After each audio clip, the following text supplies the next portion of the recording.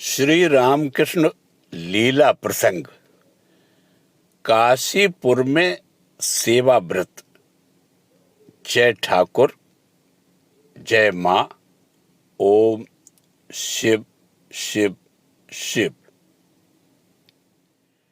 जैसा हमने पहले कहा है, पौष मास में स्थानांतर निषिद्ध होने के कारण श्री रामकृष्ण देव मार्गशीर्ष समाप्त होने के 2 दिन पहले ही श्यामपुकुर से काशीपुर उद्यान में चले आए थे। कलकत्ते के कोलाहलपूर्ण रास्ते के निकट स्थित श्यामपुकुर के मकान की अपेक्षा उद्यान के भीतर स्थित यह मकान अधिक बड़ा और सुनसान था। उसमें जिधर देखा जाए हरे भरे वृक्ष, पुष्पों के उज्जवल वर्ण तथा तृणलतादि की हरियाली दृष्टिगोचर होती थी। दक्षिणेश्वर काली मंदिर के अपूर्व प्राकृतिक सौंदर्य की तुलना में इस उद्यान की शोभा नगण्य होने पर भी निरंतर 4 मास तक कलकत्ते में रहने के बाद श्री रामकृष्ण देव को यह स्थान रमणीय प्रतीत हुआ। उद्यान की खुली वायु में आते ही वे प्रफुल्लित हुए और चारों ओर देखने के लिए आगे बढ़े। तदंतर 2 मंजिले पर उस बड़े कमरे में आए जो उनके रहने के लिए निर्दिष्ट था। दक्षिण की छत पर आए और यहाँ से कुछ देर तक उद्यान की शोभा देखते रहे। हम यह भी समझ सके कि श्री माँ भी यह देखकर प्रसन्न हुई थी कि श्यामपुकुर के मकान के सदृश यहाँ बंद तथा संकुचित भाव से नहीं रहना पड़ेगा और श्री रामकृष्ण देव की सेवा वे पहले की तरह यहाँ कर सकेंगी। अतः उन दोनों के आनंद से सेवकों का मन भी बहुत प्रफुल्लित हुआ था, यह कहने की आवश्यकता नहीं। उद्यान भवन में आने के उपरांत जो कुछ छोटी मोटी असुविधाएं पहल दिखाई दी, उन्हें दूर करने में कई दिन लग गए। इस सबसे नरेंद्रनाथ सहज ही समझ गए कि श्री रामकृष्ण देव की सेवा का भार जिन लोगों ने स्वेच्छा से ग्रहण किया है, संभवतः उन्हें स्वयं चिकित्सकों के घर दूर अवस्थित इस उद्यान भवन में रहना पड़े। इसमें जन और धन दोनों की पहले से अधिक आवश्यकता होगी। अतः यदि पहले से ही इन दोनों बातों पर ध्यान न रखा जाएगा तो सेवा में त्रुटि होना अवश्यंभावी है। बलराम, सुरेंद्र, राम, गिरीश, महेंद्र आदि जो अब तक धन व्यवस्था के बारे में ही सोचते आए हैं, वे उस विषय में सोच विचार कर कोई उपाय निकाल ही लेंगे। किंतु जनबल के कार्य में जैसे उन्हें ही पहले भी चेष्टा करनी पड़ी थी, वैसे ही अब भी करनी होगी। इसलिए काशीपुर के उद्यान में अब उन्हें अधिकांश समय बिताना होगा और यदि वे युवक भक्तों का पथ प्रदर्शक न बने तो अभिभावकों के असंतोष तथा नौकरी और अध्ययन की हानि की आशंका से उनमें से अनेक ही और वैसा नहीं कर सकेंगे, क्योंकि श्री रामकृष्ण देव के श्यामपुकुर में रहते समय वे जिस प्रकार अपने अपने घर जाकर भोजन आदि कर आते और फिर आकर उनकी सेवा में नियुक्त हो जाते थे, यहां से वैसा करना संभव नहीं होगा। नरेंद्र उस वर्ष कानून बीएल की परीक्षा की तैयारी कर रहे थे। अपने अध्ययन तथा रिश्तेदारों से शत्रुतापूर्ण आचरण के कारण उनका कलकत्ते में रहना बहुत आवश्यक था, क्योंकि उनके रहने के मकान के बंटवारे के विषय में इन रिश्तेदारों से हाई कोर्ट में मामला चल रहा था। परंतु फिर भी गुरु की सेवा के लिए इन बातों को मन से दूर करके उन्होंने यह विचार किया कि कानून की पुस्तकों को काशीपुर उद्यान में ले चलें और अवसर पाने पर जहां तक संभव हो वहां अध्ययन करें।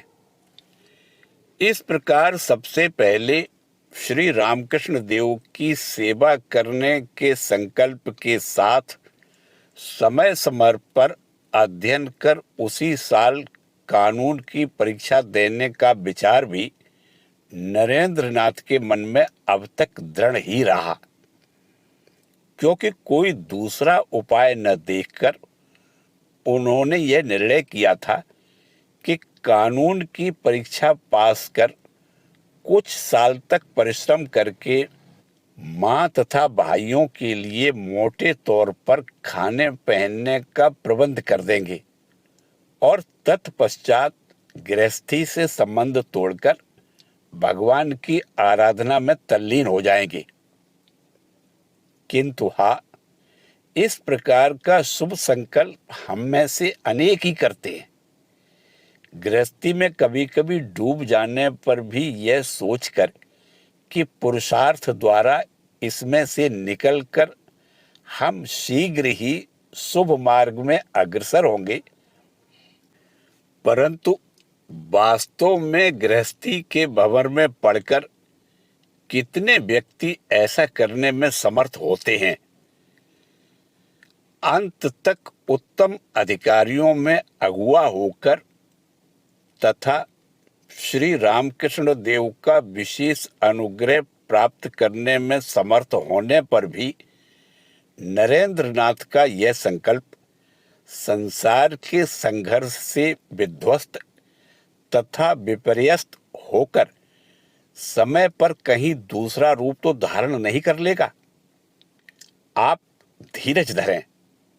श्री रामकृष्ण देव की अमोघ इच्छा शक्ति ने नरेंद्र नाथ को कहां से और किस भाव से लक्ष्य स्थल तक पहुंचाया था, इसे हम शीघ्र देखेंगे। श्री रामकृष्ण देव की सेवा के लिए भक्तगण जो कुछ कर रहे थे, उन्हीं की बात हम अब तक कहते आए हैं। अब प्रश्न हो सकता है, दक्षिणेश्वर में रहते समय जिन्हें हमने वेद वेदांत के अतीत तत्वों की साक्षात उपलब्धि के साथ छोटे छोटे विषयों तथा हर एक भक्त की पारिवारिक एवं आध्यात्मिक अवस्था के प्रति विशेष ध्यान रखते देखा है, वही श्री रामकृष्ण देव इस समय अपने संबंध में कोई चिंता न करके सभी बातों में सदा भक्तों का मुंह देखते रहेंगे। उत्तर में कहना होगा, वे चिरकाल से जिनके मुखापेक्षी होकर रहते थे, उन जगन माता के ऊपर ही दृष्टि निबद्ध और पूर्णतया निर्भर होकर वे अभी भी थे और भक्तों से जो थोड़ी बहुत सेवा लेते थे, वह भी श्री जगदम्बा की इच्छानुसार ही है तथा उन्हीं के कल्याण के लिए है। यह बात भी वे अच्छी तरह जानते थे। उनके जीवन की आख्यायिका कहते हुए हम जितना ही अग्रसर होंगे, उतना ही इस विषय का परिचय पाएंगे। फिर भक्तों के द्वारा जो प्रबंध मनोनुकूल नहीं होते थे, उन्हें कभी तो उनके जान में और कभी इस विचार से कि उनके मन में कष्ट होगा, उनके अनजान में परिवर्तित कर लेते थे। चिकित्सा के लिए कलकत्ता आते समय इसी कारण उन्होंने बलराम को बुलाकर कहा था, देखो, 10 आदमी चंदा संग्रह करके मेरे प्रतिदिन के भोजन का प्रबंध करें, यह मेरी रुचि के विरुद्ध है, क्योंकि कभी मैंने वैसा नहीं किया है।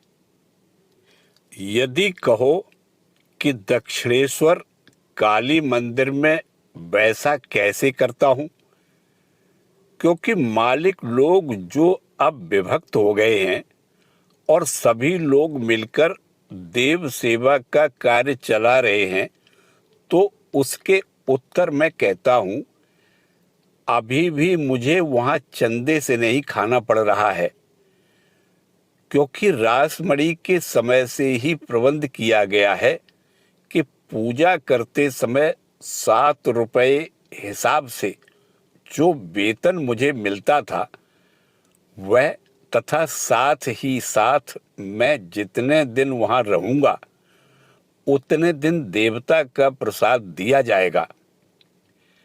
अतः कहा जा सकता है कि यहां मैं एक प्रकार से पेंशन में रह रहा हूं। चिकित्सा के लिए जब तक मैं दक्षिणेश्वर से बाहर रहूंगा, तब तक मेरे भोजन का खर्च तुम ही देते रहना। इसी तरह काशीपुर का उद्यान भवन जब उनके लिए किराए पर लिया गया, तो वे यही सोचने लगे थे कि उसका किराया बहुत अधिक 80 रुपया है और उनके बाल बच्चे वाले भक्तगण उसे कैसे निभाएंगे। अंत में डास्ट कंपनी के प्रबंधक परम भक्त सुरेंद्रनाथ को बुलाकर उन्होंने कहा, देखो सुरेंद्र, ये लोग मामूली कर्मचारी बाल बच्चे वाले आदमी हैं। ये लोग इतने अधिक रुपए चंदे से कैसे संग्रह कर सकेंगे? अतः किराए के रुपए तुम ही देना।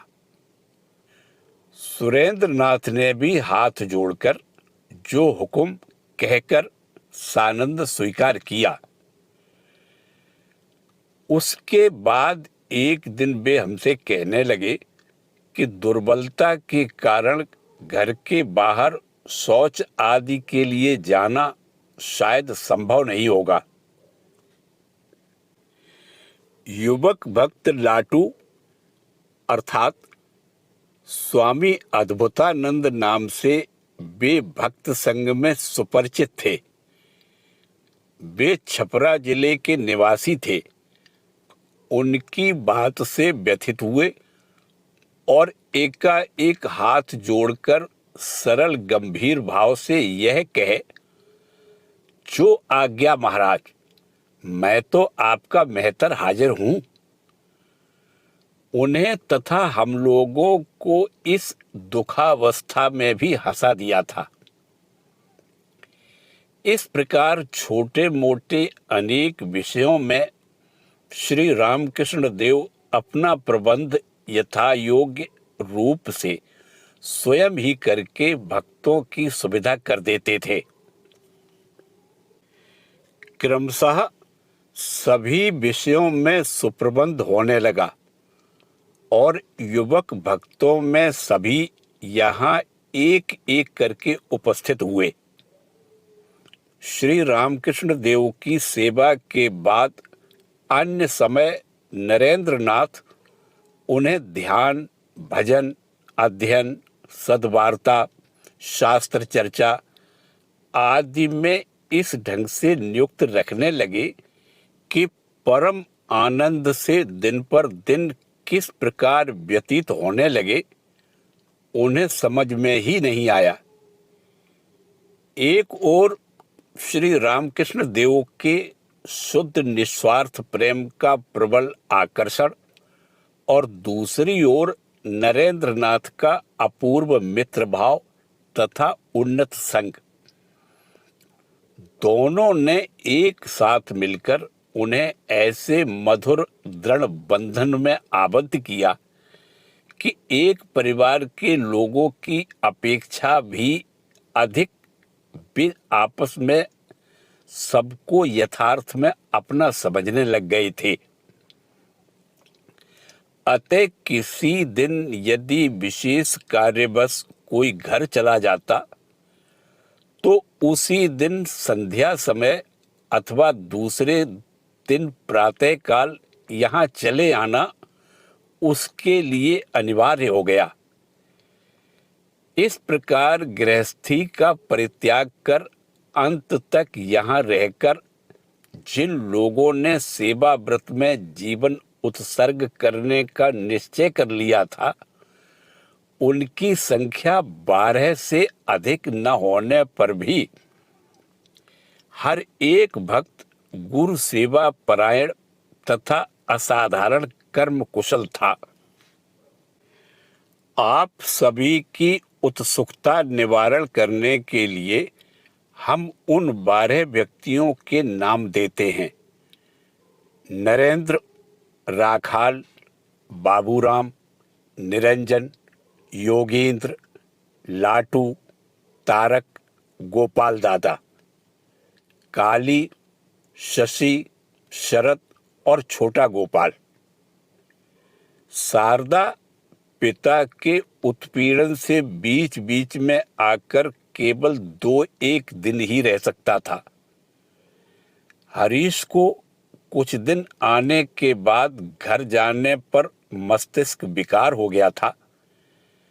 हरि, तुलसी और गंगाधर घर में रहकर तपस्या करते थे और बीच बीच में आया करते थे। इसके अतिरिक्त अन्य 2 व्यक्ति थोड़े दिनों के बाद महिमाचरण चक्रवर्ती से मिलकर उनके घर जाकर रहने लग गए थे। काशीपुर आने के कुछ दिनों के भीतर श्री रामकृष्ण देव एक दिन ऊपर से नीचे उतरकर मकान के चारों ओर बगीचे में थोड़ी देर टहलने आए। प्रतिदिन वैसा कर सकने से श्री रामकृष्ण देव स्वस्थ और सबल होंगे, यह सोचकर भक्त लोग आनंद प्रकट कर रहे थे। किंतु ठंडी हवा के लगने से या किसी अन्य कारण से वे दूसरे दिन कुछ अधिक दुर्बलता का अनुभव करने लगे और इससे कुछ दिनों तक फिर वे वैसा नहीं कर सके। शीत का प्रभाव 2-3 दिन में दूर हो गया, किंतु दुर्बलता दूर न होने से डॉक्टरों ने एक पुष्टिकारक सत्व के सेवन कराने का परामर्श दिया। इसके थोड़े दिनों में दुर्बलता कम हो गई और वे पहले से कुछ स्वस्थ हो गए।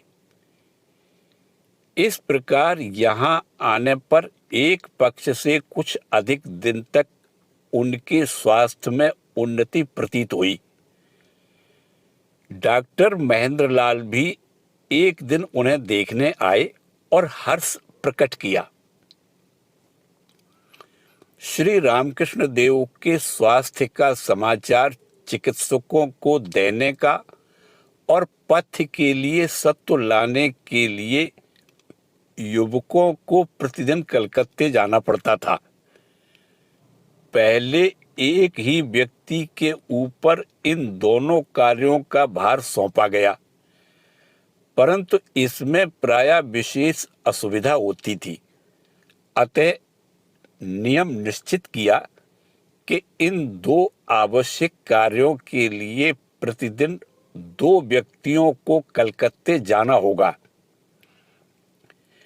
कलकत्ते में यदि कोई और कार्य भी हो तो इन दोनों के अतिरिक्त कोई तीसरा व्यक्ति जाएगा।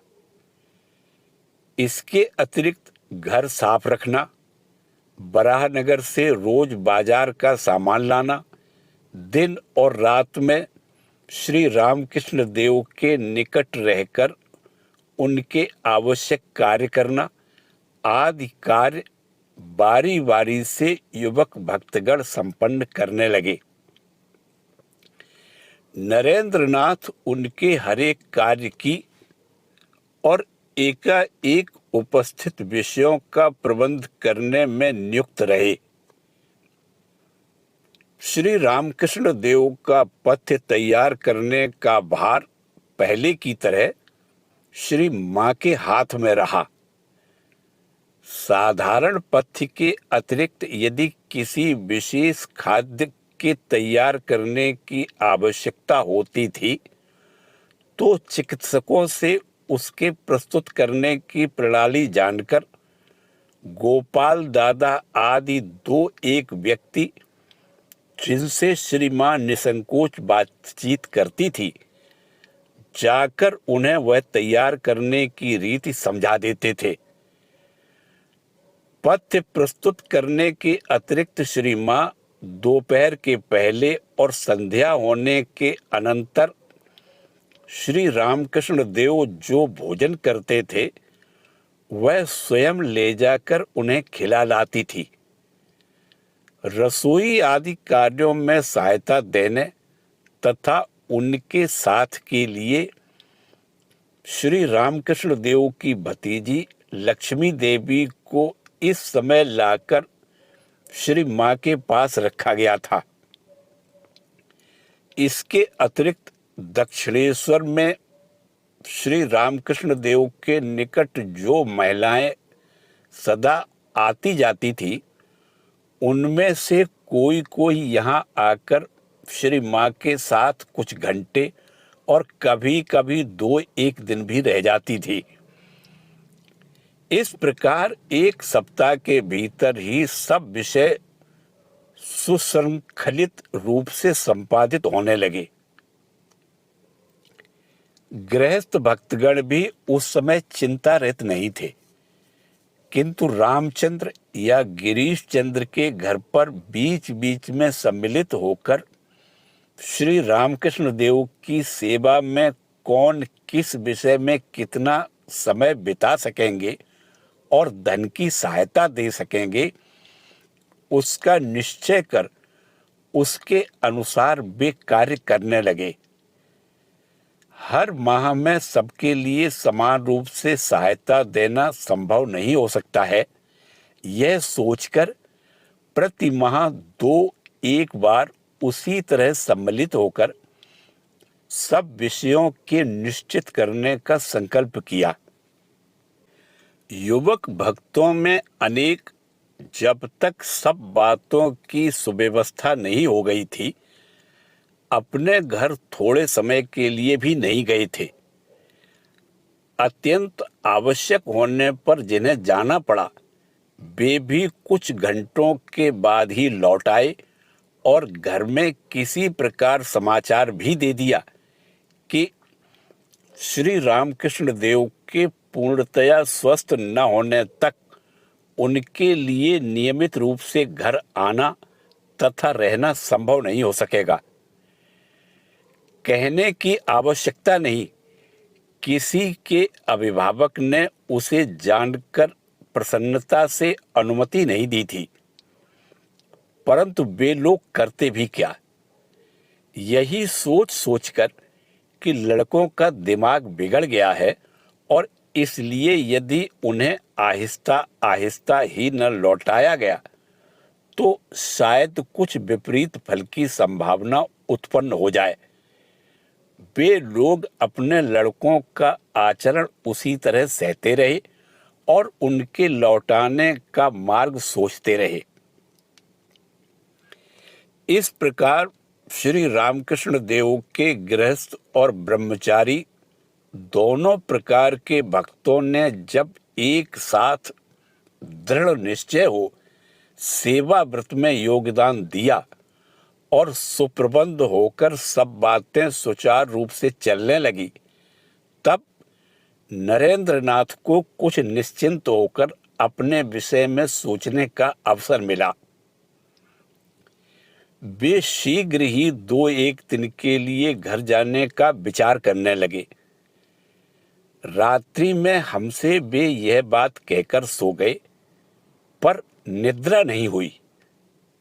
वे थोड़ी ही देर बाद उठ गए और गोपाल आदि 2-1 भक्त लोगों को जगे हुए देखकर बोले, चल बाहर बगीचे में टहलें। टहलते हुए उन्होंने कहा, ठाकुर को जो भीषण व्याधि हुई है, उससे उन्होंने शरीर छोड़ने का संकल्प किया है या नहीं, कौन कह सकता है। समय रहते उनकी सेवा और ध्यान भजन करके जहां तक हो सके आध्यात्मिक उन्नति कर लो, नहीं तो उनके चले जाने पर पश्चाताप की सीमा नहीं रहेगी।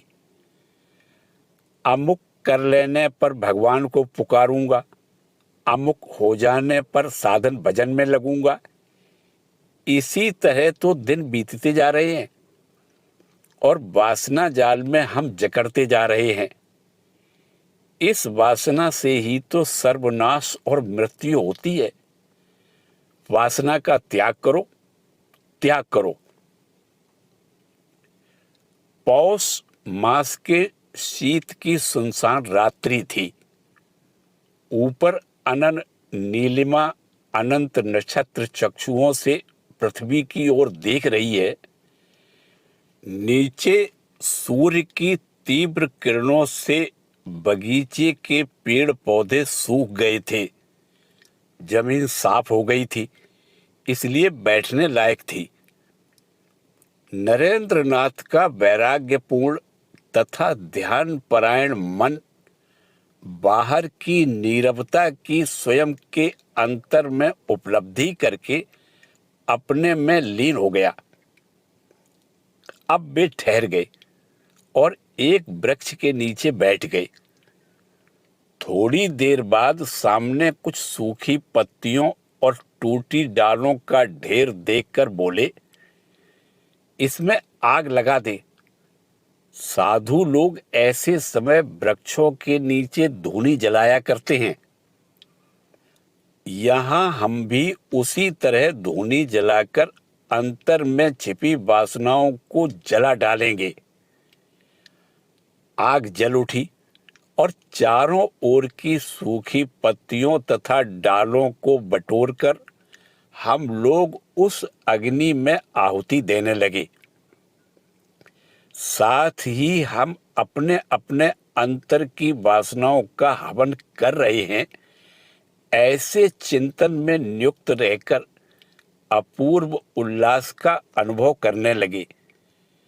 ऐसा लगा मानो सचमुच ही सांसारिक वासनाएं भस्मीभूत हो जाने से मन प्रसन्न और निर्मल हो रहा है तथा भगवान के हम समीप आ रहे हैं। सोचने लगे, क्यों पहले ऐसा नहीं किया गया? इसमें इतना आनंद है। अब अवसर पाने पर हम इसी तरह धूनी जलाएंगे। उस तरह 2-3 घंटे बीत जाने पर जब और ईंधन नहीं मिला तो अग्नि को शांत करके हम लोग लौट आए और फिर सो गए। उस समय रात के 4 बज गए थे। जो लोग हमारे इस कार्य में सहयोग नहीं दे सके थे, उन्होंने प्रातःकाल जब यह बात सुनी तो उन्हें भी क्यों नहीं बुला लिया गया, इस पर बहुत खेद प्रकट करने लगे। नरेंद्र नाथ ने उन्हें सांत्वना देते हुए कहा, हम लोगों ने पहले से कोई निश्चय करके वह नहीं किया था और इतना आनंद पाएंगे यह भी हम नहीं जानते थे। अब से अवसर मिलते ही सब लोग मिलकर धूनी जलाएंगे, चिंता क्या है। पूर्व निश्चय के अनुसार प्रातःकाल ही नरेंद्रनाथ कलकत्ते चले गए और एक दिन के बाद कानून की कुछ पुस्तकें लेकर पुनः काशीपुर लौट गए। जय ठाकुर, जय माँ।